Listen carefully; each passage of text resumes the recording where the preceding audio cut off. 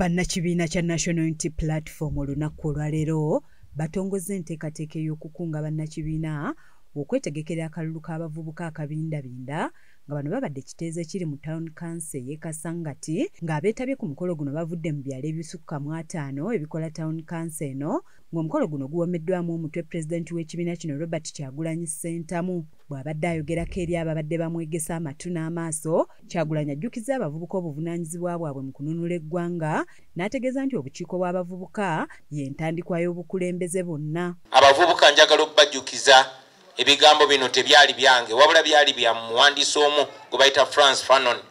Yagamba every generation must discover its mission and then choose to either betray that mission or pursue that mission. Kyagulanyi agamba nti akalulu kano ak'abavubuka kagenderera mu kuzimba abakulembeze abalimu ensa nga wano wasinzidde n'akunga abavubuka okukeenyigiramu ekibiina kisobole okufuna obuwanguzi. Mbisimbye ku bavubuka kubanga abavubuka yemmwe eggwanga Africa continent mvubuka n'okusingira ddala Uganda kyovola abatubeesibako kubanga mmwe essuubi. Alabudde abavubuka okwewalira ddala embeera ey'okugulirirwa n'ategeeza nti ensimbi ezibaweebwa si za kutereeza ebyo ebiruma bannayuganda omuli ebyobulamu ebiri mu mbeera embi, ebyenjigiriza, ebbula ly'emirimu n'ebirala nga n'olwekyo balina okukwata enkasi ey'okulaba nga banunula eggwanga lino live mu bizibu bye litubiddemu. Bino si bya kulondamu nti tulonda omuntu tumusindike naye alyeko naye afune ku bwami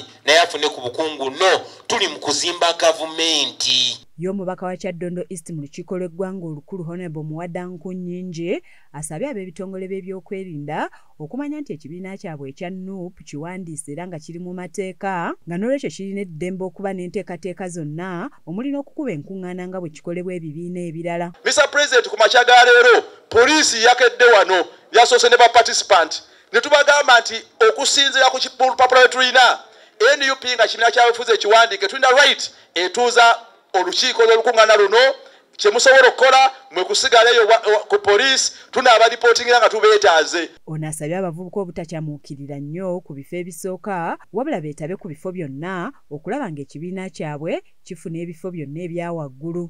Nti wakati w'okusoomoozebwa kwonna kwe tusanze tuli bamalirivu ate abavubuka mu Kyaddondo ne banna NUP mu Kyaddondo bonna bamalirivu ate beeteefuteefu okutwala maaso olutabaalo. Ye akulira abavubuka mu Buganda mu kibiina ekya NUP Sylvia Namutyaba ategeezezza nga bwe bagudde mu lukwesikwesi olw'okugulirira abavubuka n'okubatiisatiisa baleme kwetaba mu kulonda kwabwe. Bw'atyo n'asaba abavubuka bonna okuba abamalirivu okulaba ng'ekibiina kyabwe kisitukira mu buwanguzi.